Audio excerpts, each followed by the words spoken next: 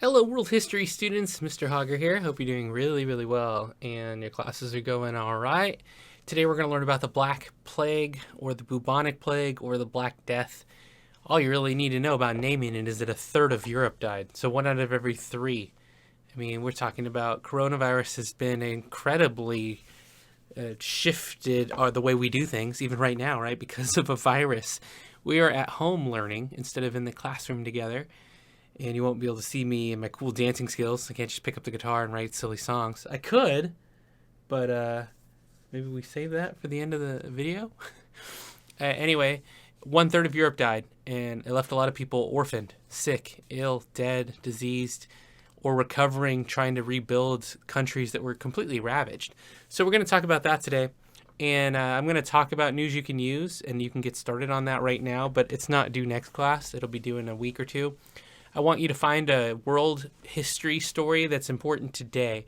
So something outside the United States that's an important issue that you think was interesting. You could check Google News or any news site to find something. And I want a half-page summary of what's happening, who is involved, and why it matters.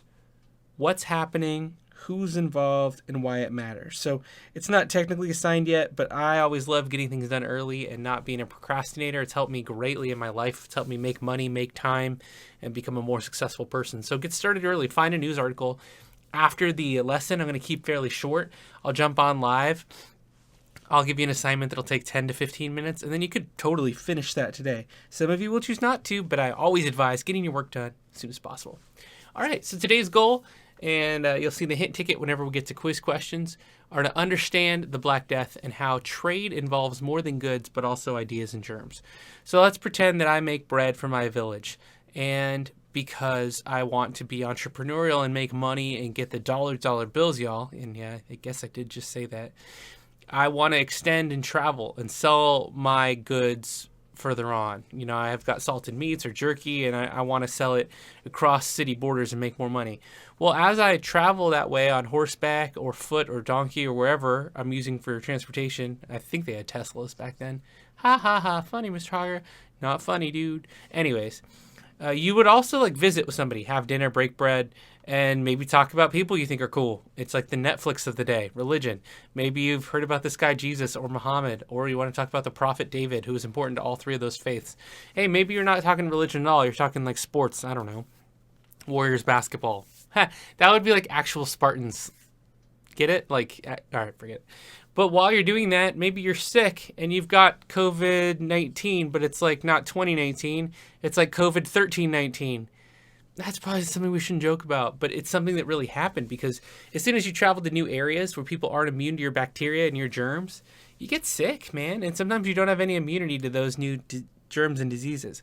If you've ever heard, if you go to Mexico, don't drink the water, it's not necessarily that the water is dirty. It's that the water has bacteria in it that you're not immune to that people who live in the region are. And the same thing would be true here if someone from some villages in Mexico came to San Jose or Brentwood and drank the water. They might get sick too because there's pathogens in there that you and I have been drinking for decades, but that they don't have any immunity to. So as we go and trade, we trade ideas, religion, science, tech, all that stuff. But we also get each other sick in the process. And you can see human population really boomed in this video. It's one of my favorites of the year. And there's nothing to really hear here, so it's a great thing for me to share to you in video form. But this shows you growth of the world's civilizations from 100,000 years BC, and we'll get all the way up to modern day. You can see a big spike here is when we invented farming, we started having cities with over 1 million people. So everywhere you see a dot, starting at the year 1, AD, is where we have 1 million people. And there are about 100 to 120 cities that have 1 million people at the time. Some of them are obviously bigger. You got the Han Dynasty and the Roman Empire, which we talked about last class. I love when things align to the point in which we talk about them in the school year, and you can see how it's connected. Now, those guys started to get better trade, food, water, aqueducts, travel. So populations grow and cities along those trade routes, especially along the Silk Road or European trade routes, begin to increase.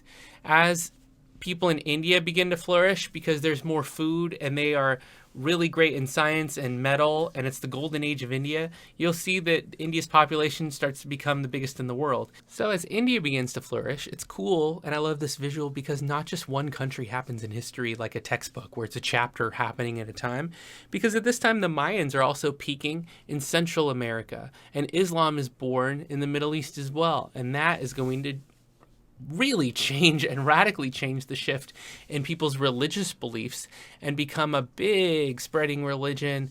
Smallpox is going to wipe out a few million people cities in Japan because they have no immunity to that new virus, as things have always come over time and ravaged the human race in different pockets. Gunpowder is invented, so we're covering that next chapter and in a couple videos from now, and that really changes how people can conquer, take over, protect themselves, and as protection comes, so do larger cities, and we get better at feeding each other and having water provided for people, and we can protect ourselves from invasion with fireworks and explosives, and we get a compass, so suddenly we can travel the world and watch that number in the top part of the screen because it's about to explode because Europeans are coming to Africa, and that's going to have consequences that change the world forever and even to this day. And the Mongol Empire is going to spread and conquer half of Asia, and that's going to change the population, wiping out a lot of cities in China. Look at that. Look at the disappearing. It's like popcorn going away. But meanwhile, India is still thriving the entire time and able to protect itself. And here's the bubonic plague. And the population of the world is a net negative, and it's plunging, and Europe is suffering. But after the boom, people are surviving, and it's like after the Great Depression, we all get super excited and have kids because we think we're going to be so successful.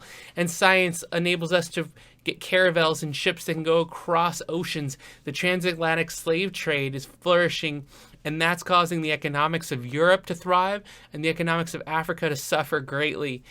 Meanwhile, India and China are still exploding. Japan's catching up and recovered from that smallpox from hundreds of years ago. And the population's going out of control now because we've realized how to feed more people without everyone having to be farmers. The Americas are starting to be founded. We have independence from Great Britain. Look at the eastern seaboard of the United States. Look at Europe doing quite well, even though the United States has become independent. And the whole world is into the billions now, and we're climbing by the hundreds of millions now every 10 years. The world wars are going to knock a few countries backwards, but still, as soon as war's over, just like when the plague has been cured, we are so happy and excited. We're the kings of the world. We dominate the earth. We're going over 7 billion, and now we're projecting into the future that we're going to have 10 billion people in the next 15 to 20 years inhabiting this earth, occupying the same limited resources, the same drinking water, the same trade supplies, and all coming into conflict with each other because of our differences of opinion, our differences in politics, the way we see things differently, our religions, our faiths, our belief systems, our science, our technology, and we have to find some way to live together in history so that the growth of humanity doesn't threaten the existence of humanity, and that we can find ways to cure our current situation. Isn't that like one of the best videos you've ever seen? To me, that shows world history in about 5 minutes instead of in a whole year. So, you know, obviously I'd love to be with you in a classroom, but being able to talk over that video is an exceptional resource for me. So let's talk more about how the 14th century saw the Black Death, because that's the focus question today. The most important global health event of all time, although you could argue that the one today is pretty important, but nowhere near, right? We've had over 130,000 deaths in the United States, which is nothing to diminish or to make seem small. But if you did put a chart with 130,000 Americans, or maybe 1 million people that have died from COVID-19, 75 million people were killed over 17 years. And we have to talk about that. It changed the world. It diminished the population of the globe significantly. And it ended multiple empires in just 20 years. And those empires had been around for hundreds of years and thought they could live forever and thought they could conquer forever. So today I'm going to help you appreciate being healthy, because sometimes we take it for granted. But if you're feeling fine today, then you should be grateful. Well, that's a lame excuse for an excuse. Anyways, I hope you are doing well and taking care of yourself. The plague spread from originating in China and portions of East Asia, and with trade and goods and marketplaces, it spread all the way through the canals of Italy and throughout the roads of North Africa and Europe. and half, but now estimates say 1/3, but I've also read in our textbook that in some countries, half of the country died. This is an excavated mass grave in France, and there are no way that people could deal with that rapid of death other than just piling up people in shallow or deep graves or catacombs.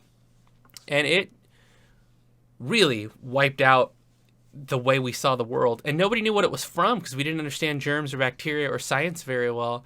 So people thought it was like a possession of a demon or that you'd done something wrong to deserve it. So in some cases, you'd be sick with the plague. And instead of getting like a vaccine or a cure or treatment, they would whip you because they thought you were evil or should be punished for being sick. Hundreds of priests actually died trying to bless and visit the sick.